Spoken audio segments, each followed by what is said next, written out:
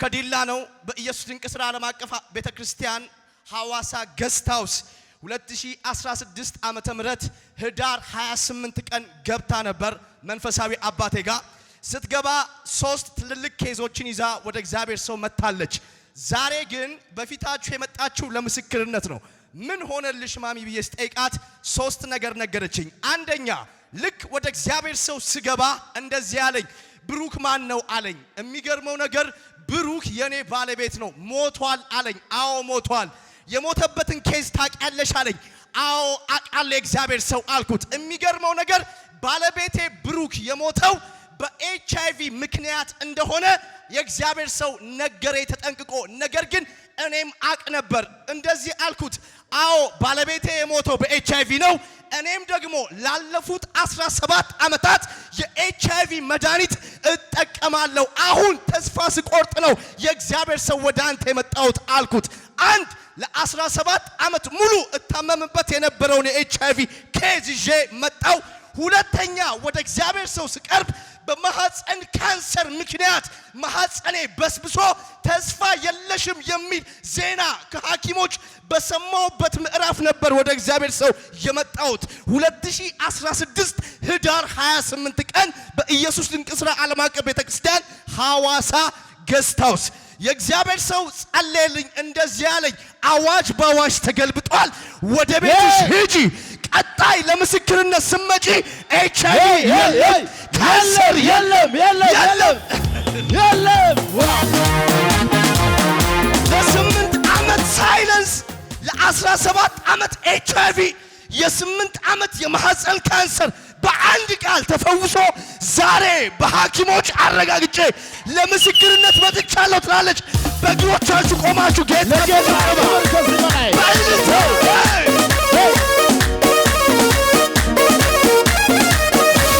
ኢየሱስ አንዴ ቁጭ በሉ።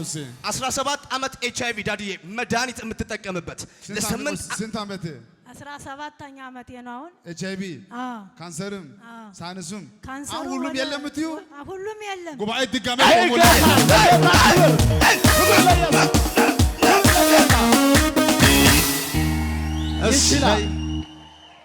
ሃሌሉያ አሜን።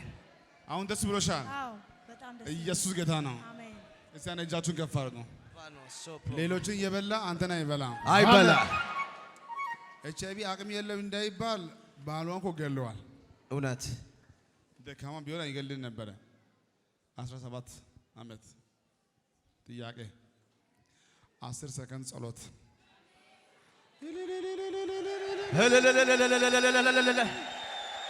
ዳዲ ስነግረኝ እኮ እንደዚህ አለችኝ። የእግዚአብሔር ሰው ለአይምሮዬ ተጨነቀ። ምናልባት ባለቤቴ የሞተበትን ኬዝ ከጌታ ሰምቷል። ብሩክ ማን ነው አለኝ። ባለቤቴ ነው አልኩት። በምን እንደሞተ ታውቂያለሽ አለኝ። አዎ አውቃለሁ የእግዚአብሔር ሰው በኤችአይቪ ነው የሞተው አልኩት።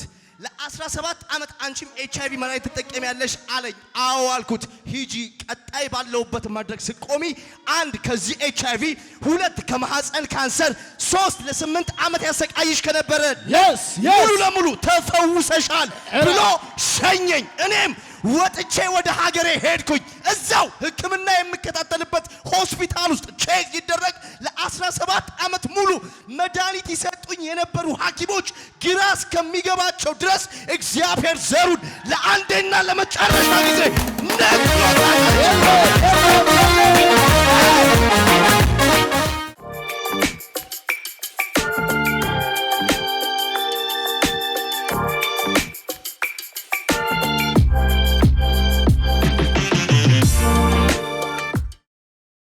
ወንድም እንደዚህ አለኝ።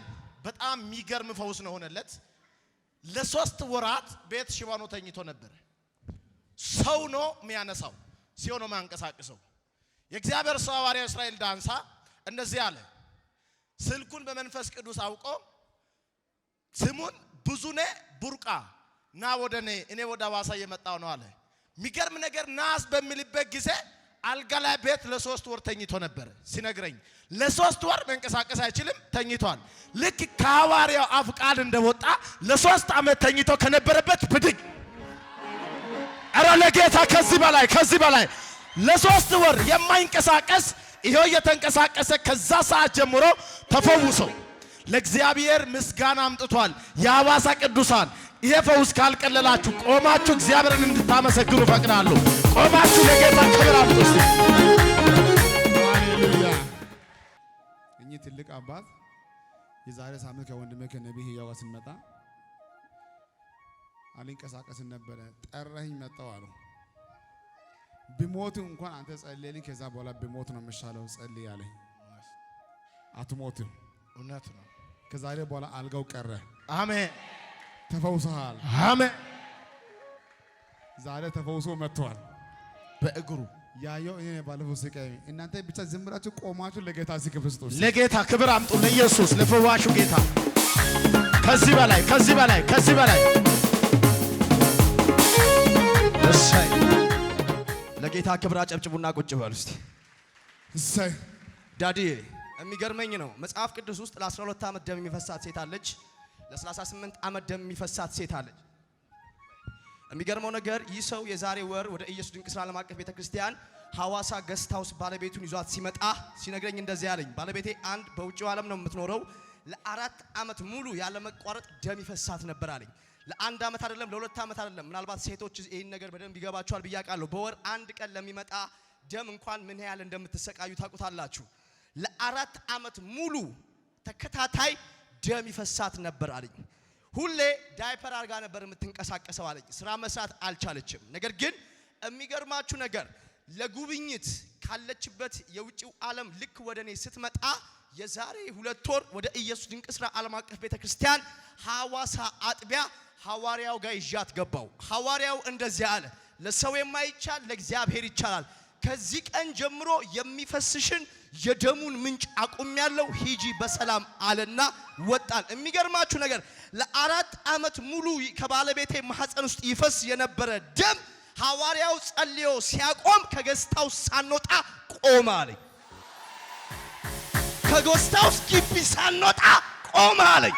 እባካችሁ በእግሮቻችሁ ቆማችሁ ለጌታ ክብር እልልታ፣ ጭብጨባ፣ ፉጨት አለኝ የምትሉትን እስቲ ሃሌሉያ። የሚገርመው ነገር ለ4 ዓመት ሙሉ ይፈሳት የነበረ ደም ቆመ።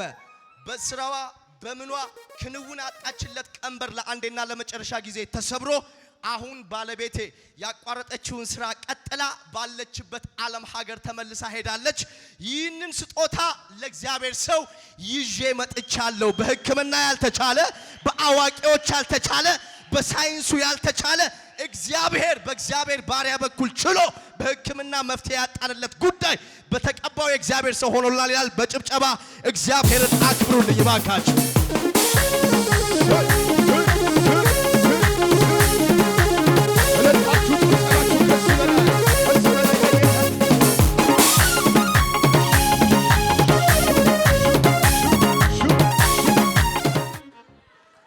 ጌታ ክብራችሁ።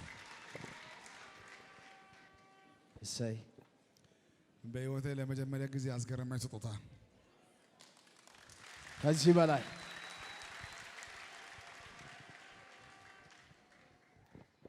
አሜን። እስቲ አሜን። ለእናንተ ባይናችሁ የምታዩ ነገር ነውና ባይናችሁ እናንተ ያላያችሁ ሌላ ጉዳይ ሁሉ አድርጎልኛል። ስለሱ ጌታ ይባረክ። እሰይ! በጣም ደስ ያለን ጉዳይ ማይቢ ራሱ ቻንስ አግኝቶ አላወራም እንጂ ማውቀው አንድ እውነት አለ። 4 ዓመት ተሰቃየው ከኢትዮጵያ ውጪ አለች። መጣች። የመጣችው ከዚህ በኋላ በሰው ሀገር አልሰቃይም ማለቷ ነው። ያንቺ ጉዳይ አላለቀ። ከዛሬ ማታ ጀምሮ በሽታ ቆሟል። አሁን ጤነኛ ሆነች ነው የምትሰሪው። ከኢትዮጵያ ውጪ የተሻለ ቦታ ሂጂ ተባለች። ጤናው ተመልሶ ሁሉ ተስተካክሎ አሁን ደግሞ ወደ ተሻለ ቦታ እሰይ! ደስ ያላት እሰይ! እሰይ! ለካ ለነጮች የማይቻል ጌታ ይቻላል። ይቻላል። እጃችሁን ከፍ አድርጉልኝ። በኢትዮጵያም ከኢትዮጵያ ውጪ የትም ዓለም ያላችሁ ሁላችሁ ስሙኝ። እግዚአብሔር ያሳርፋችኋል። አሜን። ከበሽታ ያሳርፋል። ያሳርፋችኋል። ከጭንቅ ያሳርፋል። ያሳርፋል። እስያኔ ያሳርፈኛል። ያሳርፈኛል። እሰይ! አንዳንድ ሰው በአንድ ከተማ ውስጥ ሆኖ ሩቅ ነው ይላል። እሷ ከኢትዮጵያ ውጪ የመጣው አንተ ጋር ለማጸለይ መጣው ብላ ከኢትዮጵያ ውጪ መጣ አጸለየች። እንደሰማነው ከሆነ ተጸልዮልኝ ስወጣ በሽታው ቆመ ነው ያለች። እውነት ነው። ተጸልዮልኝ ስወጣ ቆመ። ከሳምንት በኋላ አይደለም በዛ ቀን ቆመ። እጃችሁ ከፍ አድርጉልኝ። ከዛሬ በኋላ በኢየሱስም በህይወታችሁ ኪሳራ አይሆንም። ገንዘባችሁ ለሕክምና አይሆንም። ለጉቦ አይሆንም። በየቦታ አይንጠባጠብም። አሜን። በየቦታ አይበላም። እናንተ ገንዘብ ለጌታ ይሆናል። ለወንጌል ይሆናል። አሜን። በኢየሱስ ሆነላችሁ። አሜን። እሰይ። እሺ አባት እግዚአብሔር ሆይ በህይወት ዘመን ሁሉ ድሃ አትሆንም። አሜን። ክፉ አገኝ ይሳካል። ለአንተም በረከት ይሁን። ለአንተም በረከት ይሁን። ለእሷም በረከት ይሁን። በጸጋ በፋይናንስ በልጅ ተባረክ። ባረኩ። እሰይ። ይሄ ወንድሜ በጣም ትላልቅ ሁለት ነገር እንደሆነለት ከሆነ ሁለቱ ነገር ፍቃዱ ይባላል። የመጣው ከዲላ ነው። ሐዋሳ ኢየሱስ ድንቅ ሥራ ዓለም አቀፍ ቤተ ክርስቲያን የመጣው ስለ ባለቤቱ ጭንቀት ነው። ስመጣ ባለቤቱ በማፀን ካንሰር ትታመማለች ለ8 ዓመት ሙሉ። ይሄንን ህመምና ይሄንን ጥያቄ ይዞ ኢየሱስ ድንቅ ሥራ ዓለም አቀፍ ቤተ ክርስቲያን ገስታውስ ቅጥር ግቢ ይገኛል። ሐዋርያው ጸሎት በሚጀምርበት ጊዜ እንደዚህ ብሎ ጸለየ። ባለቤቴ አትሞትም አለው። ኢየሱስ ያድናል። አትሞትም በላለ። አትሞትም ያላት ካንሰር ነው። የማፀን ካንሰር ነው። ከዚህ አንተ ሳትሄድ እዛ ተፈውሳለች አለ። የሚገርም ነገር ተፈወሰች። አንድ ይሄ ብቻ አይደለም። ለ8 ዓመት ሙሉ መውለድ አትችልም። ይውጣ ከተባለ ማፀን ልጅ ትወልዳለች አለ። አሁን ከማፀን ካንሰር ተፈውሳ ልጅ ወልዳልኛለች። ለእግዚአብሔር ክብር ይዤ አምጥቻለሁ። ለሐዋሳ ቅዱሳን እግዚአብሔርን አመስግኑልን ይላል። እግዚአብሔርን አመስግኑለት። ኢየሱስ ያድናል። ቆይ ከካንሰር ተፈውሳለች እና ልጅም ወልደዋለች። መፈወሱ ብቻ አይደለም ተፈወሰች። አትወልድም ይውጣ ከተባለ ማፀን ሴት የሚያምር ልጅ ወልዳልኛለች ነው ብሎ ለጌታ ክብር አምጡለት። ወልዳለች። እጃችሁ ከፍ አድርጉ እስቲ። ዛሬ ነብዩ ነው የሚቀጥለው። በቤታችሁ ካንሰር አይሰራም። ኤችአይቪ አይሰራም። ጤና ማጣት አይሆንም። ጭንገፋ አይሆንም። አይሆንም።